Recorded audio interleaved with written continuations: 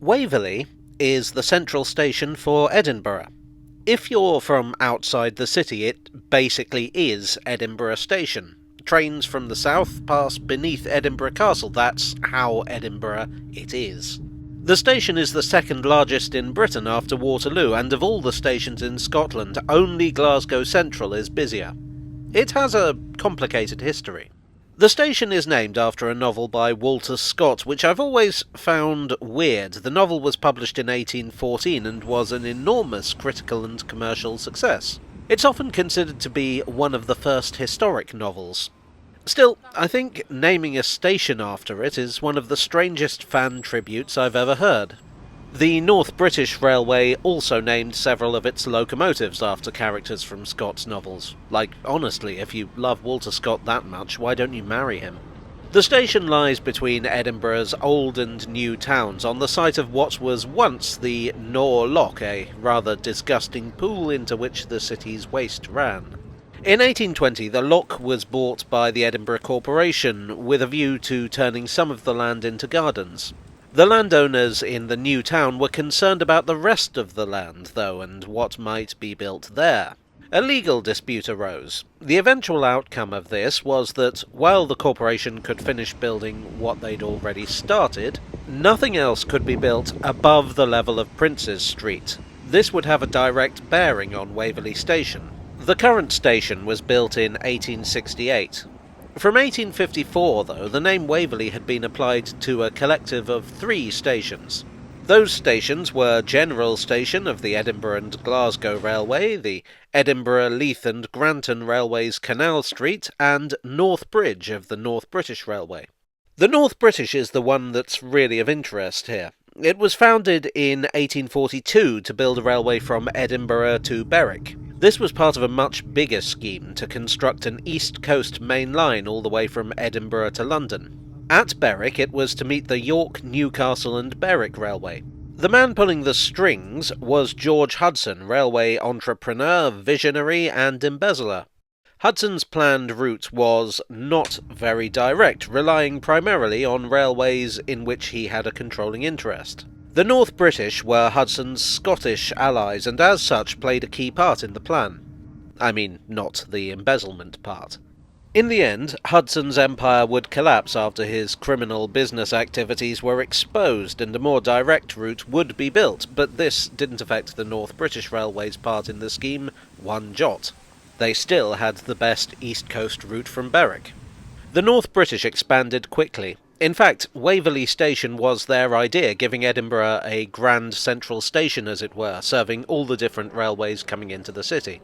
In 1862, they took the Edinburgh, Leith and Granton Railway over and closed that company's line into the station as it duplicated one of their own.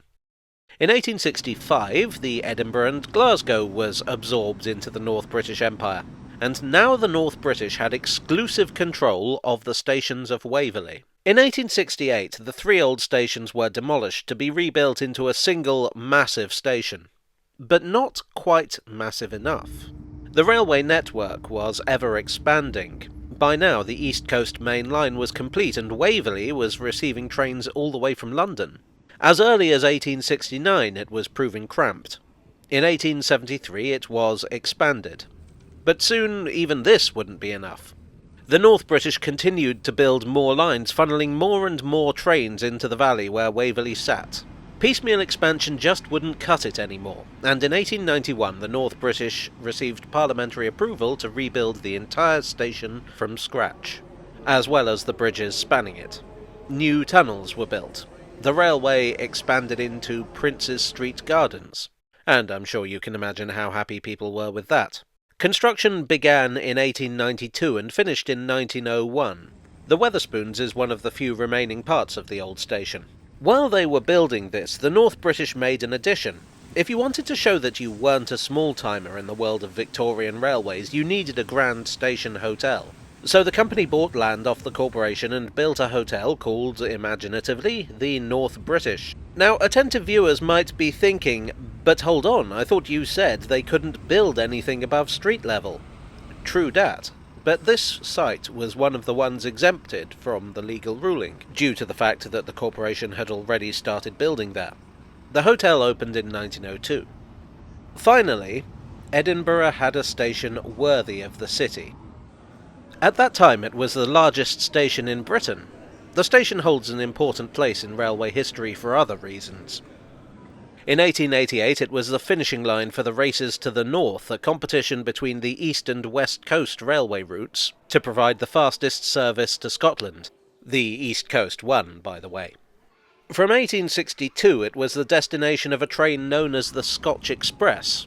In 1924 that train was officially renamed the Flying Scotsman, and became famous as a prestigious and luxurious non-stop service.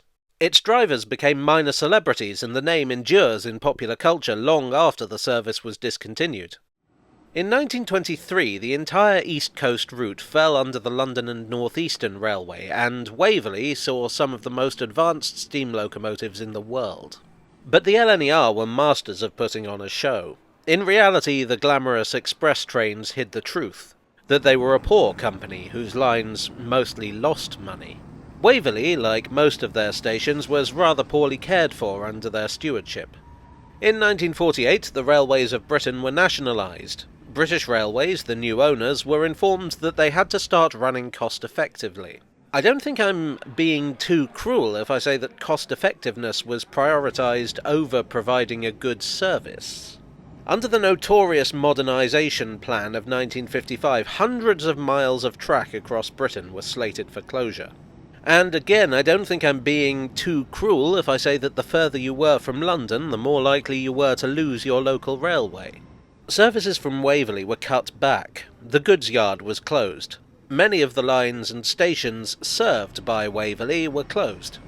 The most controversial closure in 1965 was the Waverley route, which had been opened in 1862 and ran to Carlisle.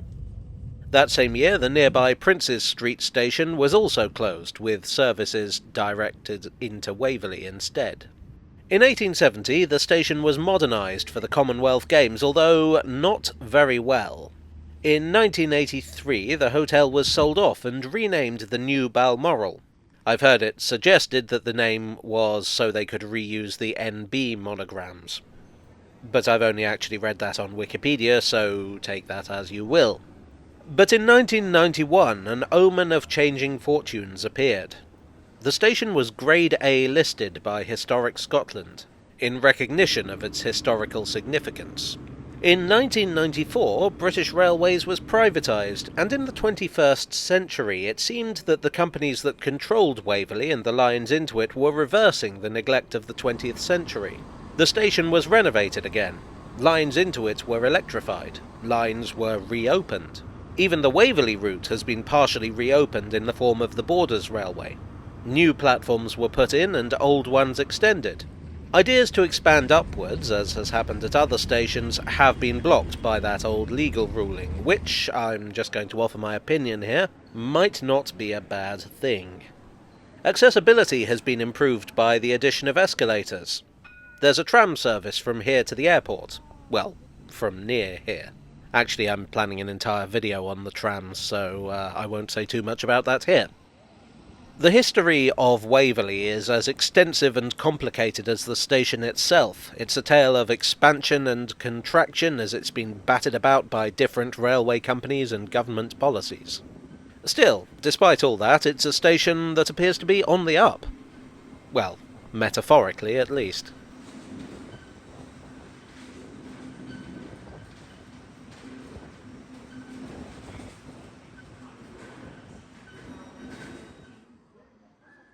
I do hope you enjoyed today's video, and if so, please do leave a like. I love visiting Edinburgh, but I must admit that I haven't really paid that much attention to the station until now.